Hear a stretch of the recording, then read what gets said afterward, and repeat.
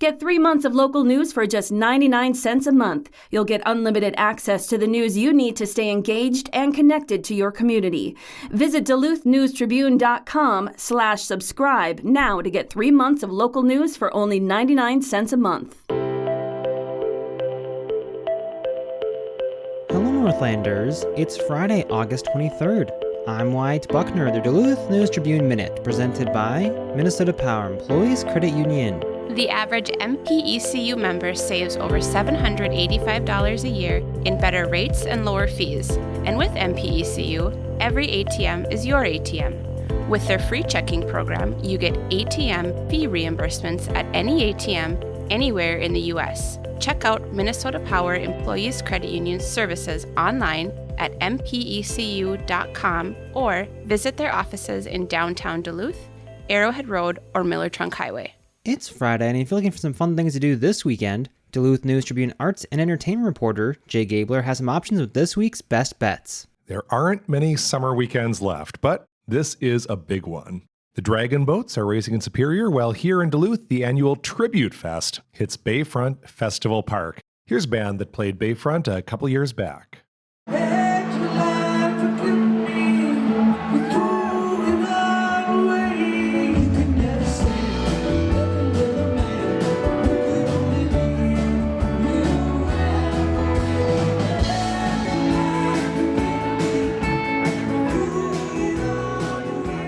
That was the Jayhawks, opening for Trampled by Turtles at Bayfront Festival Park back in 2022. They are back in the Northland this week. They played the West Theater last night, Thursday, and tonight, Friday, they're playing a free show in Silver Bay. It's a highlight of this summer's Music in the Park series in City Center Park. On top of that big gig, they'll be playing a very limited capacity house show tomorrow, Saturday, as a benefit for Rocky Wall Productions, nonprofit presenting Silver Bay's free music series.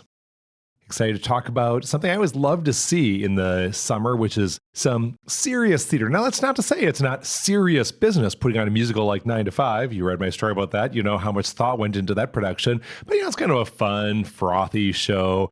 The Revisionist is a heavy play, but heavy in a good way. It's written by Jesse Eisenberg, playwright, filmmaker, and yes, the actor who starred in The Social Network and many other movies. His play premiered off-Broadway in 2013 when Jesse Eisenberg himself co-starred with Vanessa Redgrave. It is in Duluth this weekend at the Depot Theater, directed by Mark Armstrong, a theater director who's from Duluth originally, now living in New York. Second year in a row, he's come back to Duluth to put on a production at the Depot Theater. Last summer, it was Heroes of the Fourth Turning. And this weekend, it is The Revisionist. Annabelle Armour, an acclaimed actor from Chicago, co-stars with Noah Benjamin, an actor from Duluth, currently working in New York, and local actor John Pershavinsky. They're performing in the Duluth production, which runs through tomorrow, Saturday, at the Depot Theater. Now, there are a lot of things in the Twin Ports that came from the 80s. The I-35 tunnel, the Fitkers Mall, plenty of deck headliners. But it's younger artists who are leading a throwback night Saturday, August 24th, that's tomorrow, at Superior's Main Club. The band Sadkin, band named after a producer known as the sonic architect of the 80s, and Embalming Eva, whose dark electronic sound harks back to Depeche Mode, are playing an event that also includes a dollhouse fashion show. According to the event description, the ghost of your VHS collection has taken over the runway. That is tomorrow night, Saturday, at the Main Club in Souptown, Superior, Wisconsin. For more on these and other best bets for the week, check out DuluthNewsTribune.com. I'm Jay Gabler. Now here's a look at today's headlines.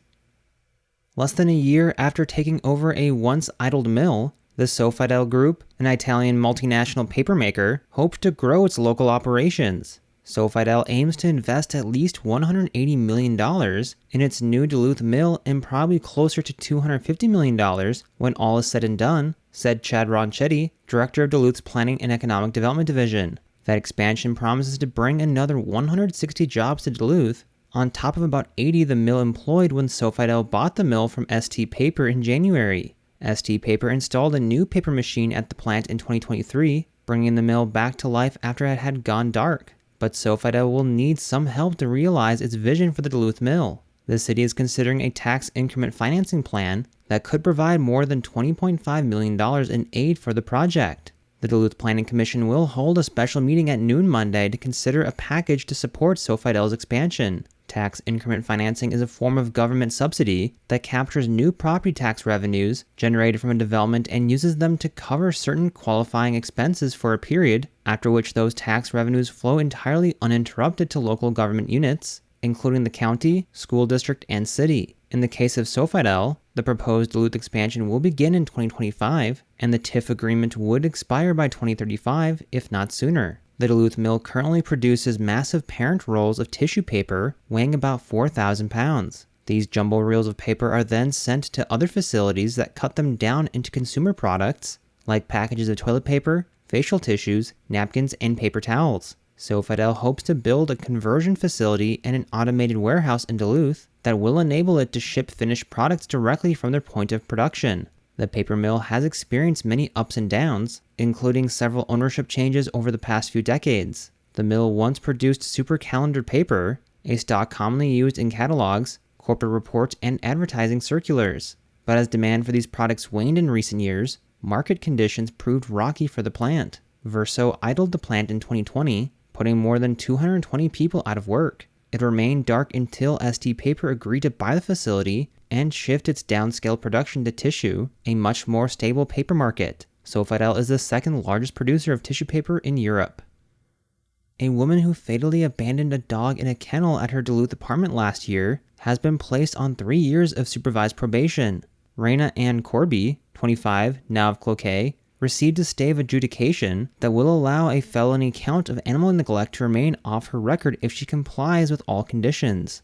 The case attracted significant public attention and became a rallying cry for animal advocates last fall, as Animal Allies Humane Society turned to social media to document what it called, quote, the worst case of animal cruelty our staff had ever seen, end quote. The young pit bull, who shelter staff named Lovebug, was brought in severely malnourished on the evening of November 11th by a woman who claimed to have spotted him in a ditch while making a DoorDash delivery. But the account quickly began to unravel as the case was publicized, and the St. Louis County Sheriff's Office began to investigate. Court documents indicate the dog had open wounds and was covered in urine and feces. Employees and volunteers cared for him, providing fluids and food, but his body temperature remained low and he died in his sleep that night. A state humane agent later received a tip that Lovebug belonged to Corby, and she admitted to a sheriff's deputy that it was her dog, Geo. The defendant said she adopted him when he was about 6 months old, and that he lived with her and her daughter at an East Hillside apartment. But Corby said she became overwhelmed with her living situation about a month earlier and left her apartment to stay with friends. She said she assumed the woman who ultimately took the dog to the shelter would care for him.